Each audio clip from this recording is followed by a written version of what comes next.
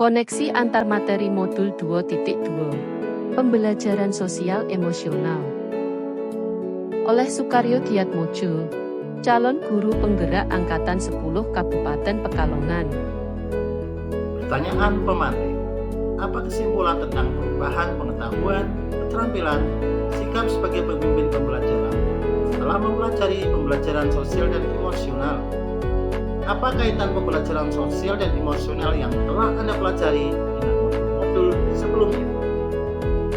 Sebagai guru, perlu mempelajari tentang tujuan pembelajaran sosial dan emosional agar dapat memahami, menghayati, dan mengelola emosi atau kesadaran diri, menetapkan dan mencapai tujuan positif atau manajemen diri, merasakan dan menunjukkan empati kepada orang lain atau kesadaran sosial, dan membangun dan mempertahankan hubungan yang positif, keterampilan membangun relasi, membuat keputusan yang bertanggung jawab atau pengambilan keputusan yang bertanggung jawab sesuai dengan 5 hal yang harus dimiliki. Yang selanjutnya adalah keterkaitan antar materi.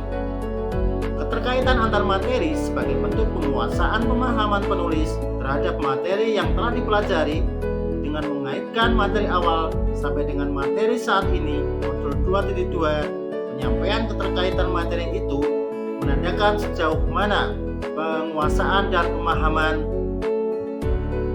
terhadap materi tersebut, yaitu modul 1.2 pembelajaran sosial emosional dengan filosofi pendidikan KHD. Dari filosofi pendidikan KHD, guru sebagai pamong, guru membutuhkan pemahaman dan penguasaan terhadap KSE yang matang, mampu menciptakan ekosistem sekolah yang mendorong pertumbuhan budi pekerti. Selain aspek intelektual, harus paham benar dengan situasi lahir batin dirinya sendiri dan muridnya. Murid diajak untuk menyadari, melihat, mendengarkan, merasakan, mengalami pengalaman belajar yang dapat mengembangkan pengetahuan, keterampilan, dan sikap positif mengenai aspek sosial dan emosionalnya. Modul 1.2 pembelajaran sosial emosional dengan nilai dan peran guru penggerak. Guru dapat menumbuhkan nilai dan peran pada guru dan murid dalam pengelolaan emosi, sehingga nilai kemandirian dan pembelajaran yang berpusat pada murid, serta peran guru penggerak sebagai pemimpin pembelajaran dan mendorong kolaborasi dapat tercapai dan berjalan seimbang. Modul 1.3 pembelajaran sosial emosional dengan visi guru penggerak. Guru dapat mewujudkan visi yang diharapkan dengan melakukan prakarsa perubahan dengan memberikan pembelajaran kesadaran diri, manajemen diri, kesadaran sosial, kemampuan berrelasi, dan pengambilan keputusan yang bertanggung jawab sehingga diharapkan dapat mewujudkan profil pelajar Pancasila. Modul 1.4 pembelajaran sosial emosional dengan budaya positif.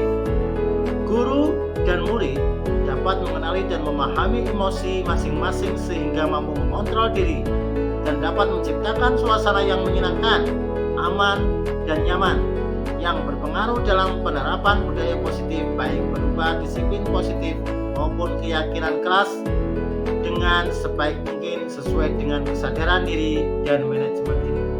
Modul 2.1 pembelajaran sosial emosional dengan pembelajaran berdiferensiasi. Guru dapat melakukan pembelajaran dengan mengidentifikasi perasaan dan emosi.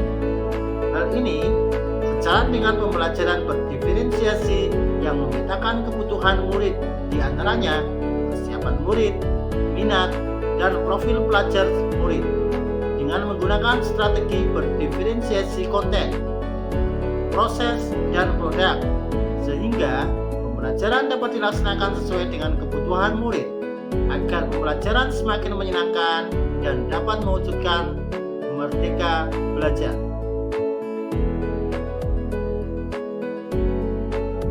Pertanyaan lanjutan.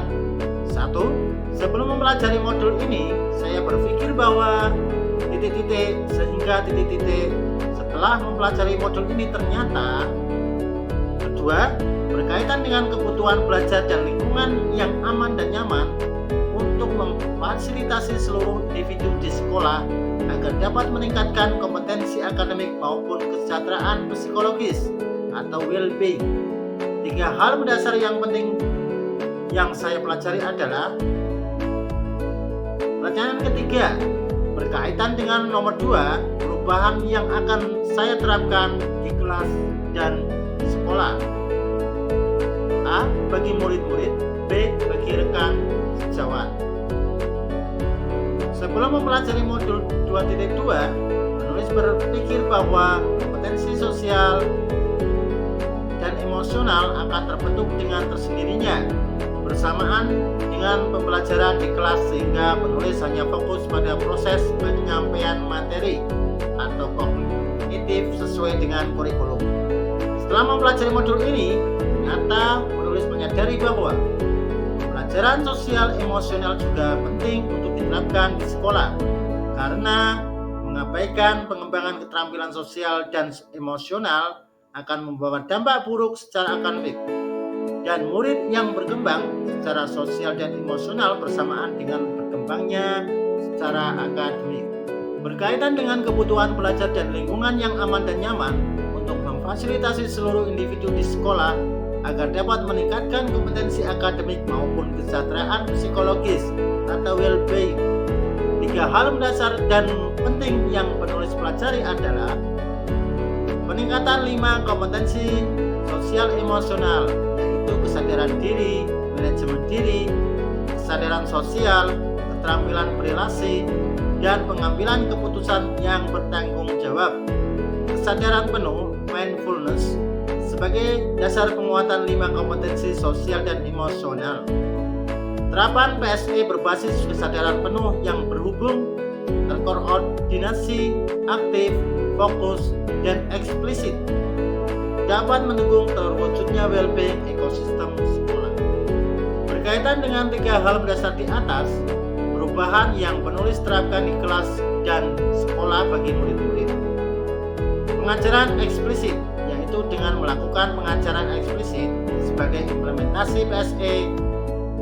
Pengajaran eksplisit memastikan murid memiliki kesempatan yang konsisten dalam menumbuhkan, melatih, dan berefleksi tentang 5 KSE dengan cara yang sesuai dan terbuka dengan ragam budaya.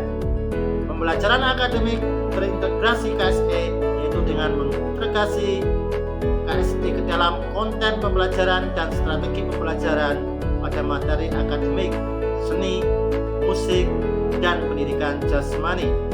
Keterlibatan murid, yaitu mengajak warga sekolah menghormati dan meningkatkan perspektif dan pengalaman murid dengan melibatkan murid sebagai pemimpin, pemecah masalah, dan pembuat keputusan.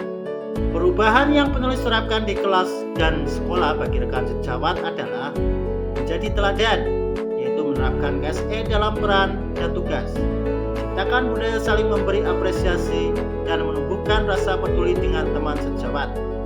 Yang kedua, belajar, yaitu membiasakan melakukan refleksi KSE pribadi, berkolaborasi antar sejawat, mengembangkan pola pikir bertumbuh, memahami tahapan perkembangan murid, meluangkan waktu untuk berintrospeksi, self-care, dan mengagendakan sesi berbagi praktik baik. Berkolaborasi, yaitu membuat kesepakatan bersama-sama, membuat komunitas belajar profesional, membuat sistem mentoring rekan sejawat, dan mengintegrasikan KSE dalam pelaksanaan rapat guru. Akhirnya, peran kita sebagai pendidik adalah tugas mulia sekaligus membutuhkan keuletan dan kesabaran. Mari terus belajar, berefleksi, bertumbuh, berbagi, dan berkolaborasi untuk menjadi lebih baik bagi murid-murid kita. Terima kasih.